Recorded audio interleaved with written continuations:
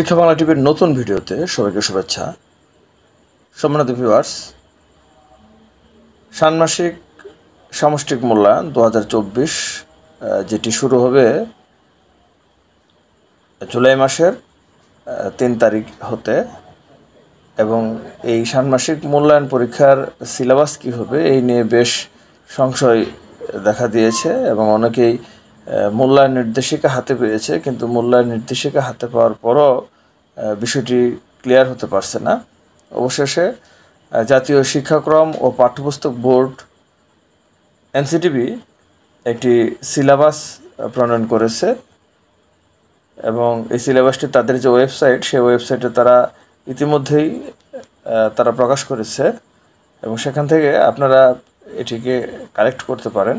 এনসিটিভির যে জাতীয় শিক্ষাক্রম পাঠ্যপুস্তক বোর্ড রয়েছে, সেই বোর্ডের যে ওয়েবসাইট অর্থাৎ nctv.cop.bd, এই ওয়েবসাইটে এটি পাওয়া যাবে এবং যেখানে যে 10টি বিষয় রয়েছে: বাংলা, ইংরেজি, গণিত, বিজ্ঞান, ইতিহাস, সামাজিক বিজ্ঞান, ডিজিটাল প্রযুক্তি, জীবন জীবিকা, স্বাস্থ্য সুরক্ষা, শিল্প সংস্কৃতি, এছাড়াও যে বিভিন্ন ধর্মের ইসলাম শিক্ষা, হিন্দু ধর্ম, খ্রিস্ট ধর্ম, বৌদ্ধ ধর্মের যে বইগুলো রয়েছে সেগুলোর টোটালি সিলেবাস তারা প্রকাশ করেছে। এবং এখানে কিছু বিষয় উল্লেখ করা হয়েছে, যেখানে বলা হয়েছে যে সুপ্রিয় শিক্ষকবৃন্দ, 6ষ্ঠ থেকে 9ম শ্রেণীর শিক্ষার্থীদের ষান্মাসিক সামষ্টিক মূল্যায়ন আগামী জুলাই মাসে শুরু হতে যাচ্ছে।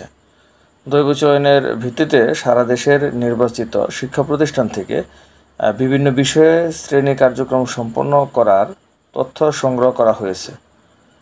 প্রাপ্ত তথ্যের আলোকে অধিকাংশ শিক্ষা প্রতিষ্ঠান যে পর্যন্ত শিক্ষণ কার্যক্রম সম্পন্ন করেছে সেই পর্যন্ত অভিজ্ঞতাগুলোকে বিবেচনা করে ষান্মাসিক সামষ্টিক মূল্যায়ন কার্যক্রম পরিচালনা করা হবে। এবং নিচে ষান্মাসিক সামষ্টিক মূল্যায়নের 6ষ্ঠ থেকে 9ম শ্রেণীর সকল বিষয়ের নির্ধারিত অংশ উল্লেখ করা হয়েছে এবং এখানে বিষয়ভিত্তিক যে রয়েছে বাংলা, ইংরেজি, গণিত, এবং এগুলোর 6ষ্ঠের সিলেবাস, 7ম শ্রেণীর সিলেবাস, 8ম শ্রেণীর এবং 9ম শ্রেণীর কত পৃষ্ঠা পর্যন্ত হবে সেগুলো কিন্তু আলাদা আলাদাভাবে এখানে উল্লেখ করা হয়েছে। আপনারা এগুলো আমাদের যে ভিডিও সেখান থেকেও কালেক্ট করতে পারেন অথবা এনসিটিভি সরাসরি ওয়েবসাইটে গিয়েও সেটি সংগ্রহ করতে পারবেন। এবং আরেকটি বিষয় উল্লেখ করা হয়েছে যে আগামী 12ই জুন 2024 পর্যন্ত শ্রেণী কার্যক্রম চলাকালীন এই অভিজ্ঞতাগুলো শেষ করবেন বলে আশা করা হচ্ছে। যেহেতু 12ই জুনের পরে ছুটির কারণে শিক্ষা প্রতিষ্ঠান বন্ধ থাকবে, বন্ধের আগে যদি ষান্মাসিক সামষ্টিক মূল্যায়নের জন্য নির্ধারিত কোনো অভিজ্ঞতা সম্পন্ন করা সম্ভব না হয়, সেগুলো বিকল্প উপায় অবলম্বন করতে বলা হয়েছে। এবং সেই সাথে সম্মানিত শিক্ষকবৃন্দ, সেই সাথে আরেকটি গুরুত্বপূর্ণ খবর, যেটি হচ্ছে ইএফটি এর খবর, এবং যেটি বলা হচ্ছে যে খুব শীঘ্রই ইএফটি চালু হবে। যেহেতু সার্বজনীন পেনশন স্কিম আওতায় চলে আসছে সম্মানিত শিক্ষকবৃন্দ, তাই ইএফটি এর মাধ্যমে বেতন বৃদ্ধির ক্ষেত্রে, বেতন চালুর ক্ষেত্রে খুব জোরদার করা হচ্ছে।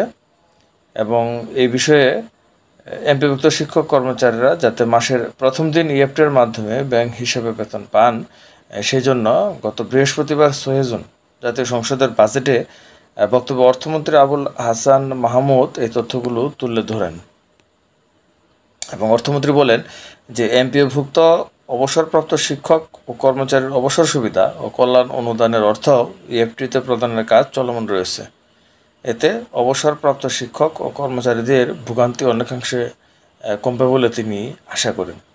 তাছাড়া এমপিভুক্ত শিক্ষক কর্মচারীর বেতন ভাতার অর্থও ইএফটি প্রদানের কাজ চলমান রয়েছে। ফলে শিক্ষক কর্মচারীরা প্রথম কর্মদিবসে ঘরে বসে তার ব্যাংক হিসাবে সরাসরি ইএফটির মাধ্যমে বেতন ভাতা পাবেন এবং তাদের ভোগান্তিও কমবে।